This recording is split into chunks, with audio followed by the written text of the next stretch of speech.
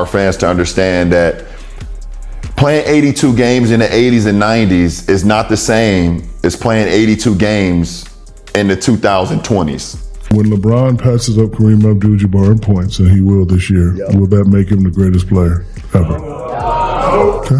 LeBron James recently made comments on a podcast discussing how the modern NBA game has evolved, suggesting that today's style, spacing, and pace are different from earlier eras. While the remarks were relatively measured on the surface, they sparked debate among some former players and fans who interpreted them as a subtle comparison between generations.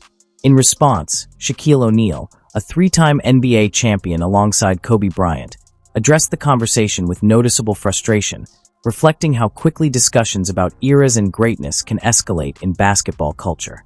The disagreement has fueled ongoing debate about whether LeBron's comments were meant as criticism of past eras or simply an observation about how the game has changed. As with many modern basketball discussions, context has become the central point of contention, with fans split on whether this is a misunderstanding or a genuine clash of perspectives. We'd be so pissed off about, at some point, like you said, it'd be a conversation that'd be brought up again, and hopefully we can kind of figure it out and get to a better place about it, because the game is different. I want people to understand, and our fans to understand, that playing 82 games in the 80s and 90s is not the same as playing 82 games in the 2020s. It's just not. The way we play, the level of pace, the level of the speed that we're playing at, it's a different game now. It's a totally different game. And, it's a lot of soft tissue injuries that's happened now because of it. I hope we can get a handle on that as well, because that's big in our game. The Los Angeles Lakers' 112-100 loss to the New York Knicks was a standard regular season game on paper, the kind of result that would normally be quickly moved past. But the focus shifted because earlier in the day, LeBron James had appeared on a podcast discussing how the modern NBA differs from past eras in style, pace, and overall approach. While his comments were relatively general, they spread quickly among fans and former players who often interpret era comparisons in a more competitive and emotional way. As a result, the conversation around the game became less about the final score and more about the ongoing debate surrounding LeBron's remarks and how they fit into the larger discussion of basketball history and generational differences. I think when I first came into the league, Reese, some of the biggest concerns of injuries was a high ankle sprain. You was afraid to step on somebody's ankle because there was 4 or 5 guys sitting in the paint.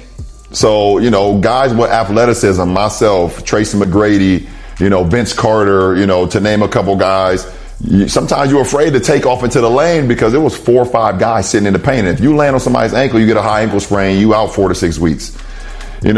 Now that's not really much of you don't really see that as much now because the game is so spread open, it's so much pace. But now you see the new high ankle sprain is the calf. Right.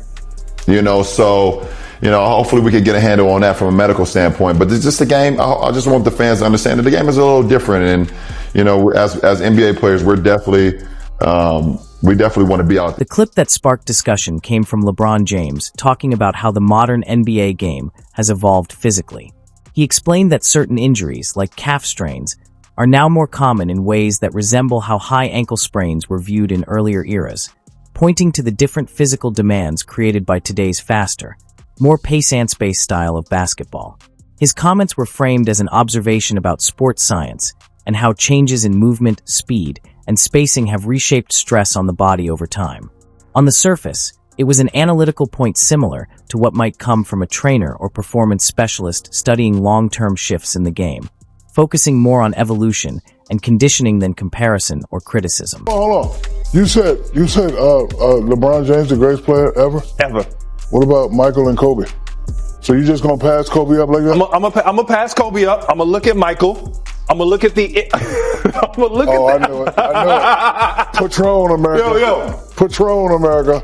Kobe Bryant couldn't fill, or Michael Jordan fill LeBron's shoes. The impact that he's had with different teammates, different organizations. Would you be mad at me if I just walked off the show? While LeBron James's comments were framed as an analytical take on how the modern NBA game has evolved physically, not everyone interpreted them the same way. Some former players from earlier eras, including Shaquille O'Neal, reportedly viewed the remarks as more than just sports science discussion, instead hearing them as part of a broader debate about how toughness and physicality are defined across generations. For those who played in more physical eras of basketball, the comparison touched on long-standing conversations about rule changes, playing conditions, and how different styles of play are judged over time.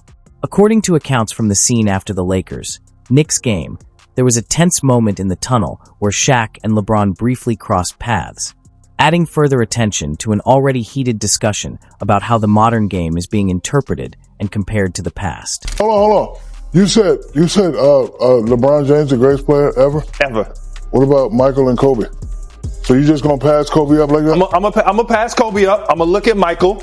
Kobe Bryant couldn't fill, or Michael Jordan fill LeBron's shoes. The impact that he's had with different teammates, different organizations. Would you be mad at me if I just walked off the show? You can't leave. Are you aware that this man has tripled and doubled Michael Jordan in assists? I'm gonna say one thing to you, and Max. I don't know the numbers like you do. Michael Jordan is what in the finals?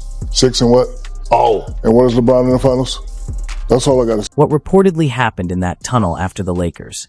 Knicks game is still being pieced together through witness accounts, but it has already intensified a larger debate that Shaquille O'Neal has been speaking about publicly for years.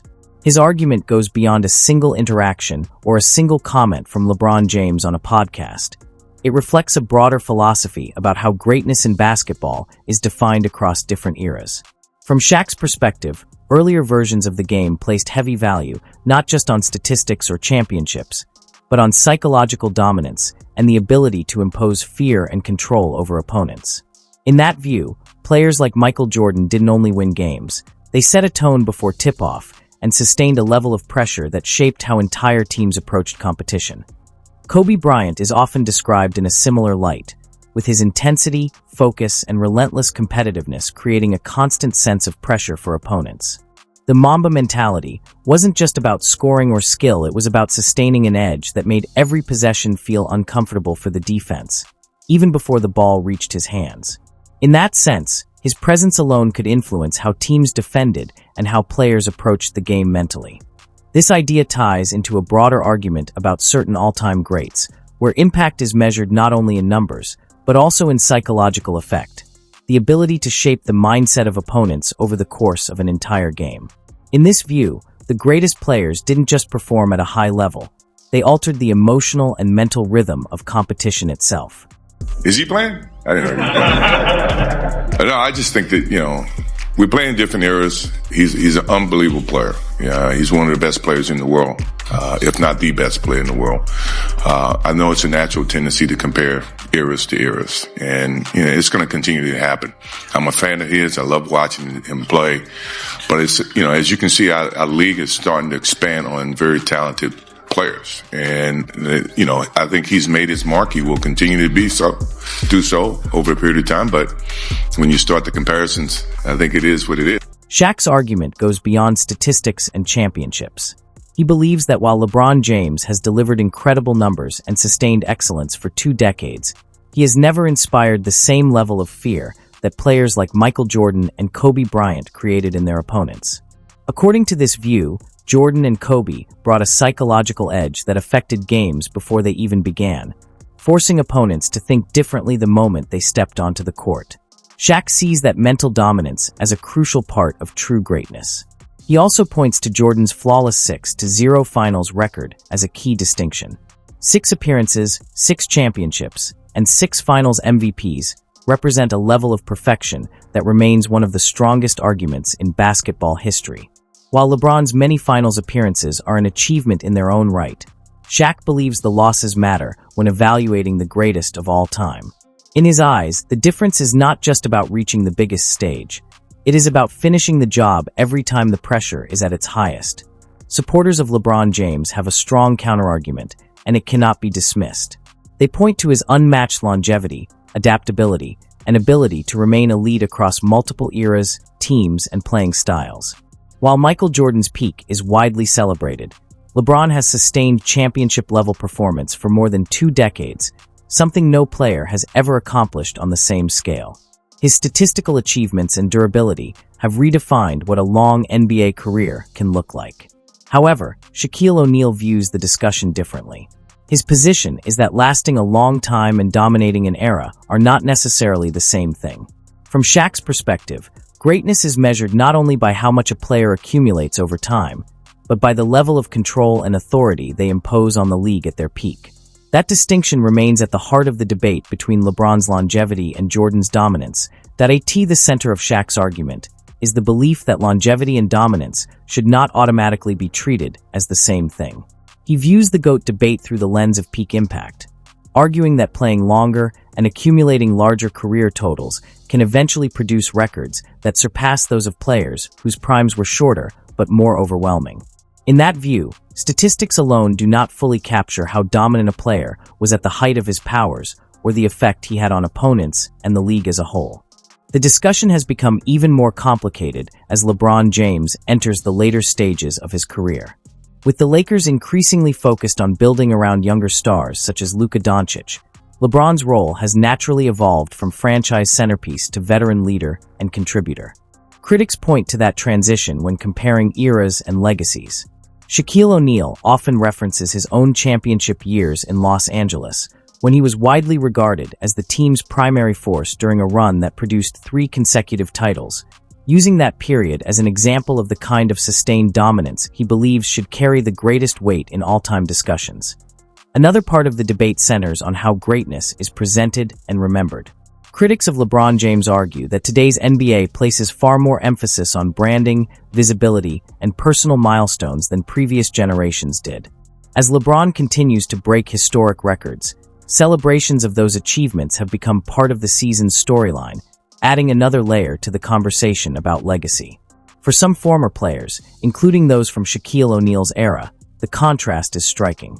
They come from a basketball culture that placed a greater focus on accomplishments speaking for themselves rather than being highlighted in real time. To them, the GOAT discussion is not just about statistics, records, or popularity. It is about dominance, fear factor, and the lasting impression a player leaves on opponents. Shaq's broader point is that modern basketball often blends competitive greatness with media influence, commercial success, and personal branding. While he acknowledges the value of cultural impact, he believes those factors should remain separate from the qualities that define the most dominant players in basketball history. From Shaq's perspective, achievements such as popularity, branding, and cultural influence are important, but they should not be treated as proof of basketball greatness when evaluating a player's place in history. That belief is what gives this debate its intensity. Reports of a tense encounter between Shaquille O'Neal and LeBron James after the Lakers' Knicks game brought a long-running discussion into the spotlight, turning what had largely been a media debate into something that felt far more personal. For many observers, the significance was not just the alleged confrontation itself, but what it represented, a clash between 2 different views of greatness. As LeBron continues to add records, milestones, and achievements to his resume, critics like Shaq remain focused on questions of dominance, legacy, and competitive impact. The outcome of these discussions may ultimately influence how this era of basketball is remembered, shaping future conversations about where LeBron's career fits among the greatest players the sport has ever seen. Legacy is shaped by more than statistics and championship totals. It is also influenced by how a player's peers, rivals, and former legends view their place in basketball history. That is why moments like the reported tension between Shaquille O'Neal and LeBron James generate so much attention. For many observers, the debate extends beyond records and accomplishments and into questions of respect, influence, and how different generations interpret greatness. Support from former stars can strengthen a legacy, while criticism from respected figures can fuel new discussions about it. Shaq has spent years praising LeBron's remarkable achievements and acknowledging his place among the all-time greats. However, his recent comments suggest a growing frustration with certain aspects of the modern GOAT conversation. Whether fans agree with him or not, the fact that a basketball icon of Shaq's stature is openly challenging parts of that narrative adds another layer to an already intense debate about how greatness should ultimately be measured. For supporters of Shaquille O'Neal's viewpoint, the reported tunnel encounter represented more than a disagreement between 2 basketball legends. It was seen as a reflection of a larger generational divide over how greatness should be measured and remembered. In their eyes, Shaq's reaction signaled that certain comments and comparisons had crossed a line, touching on issues of legacy, respect, and the way past eras are discussed in today's game. Whether the moment becomes a lasting part of the GOAT debate remains to be seen, but it has certainly added fuel to an already passionate conversation.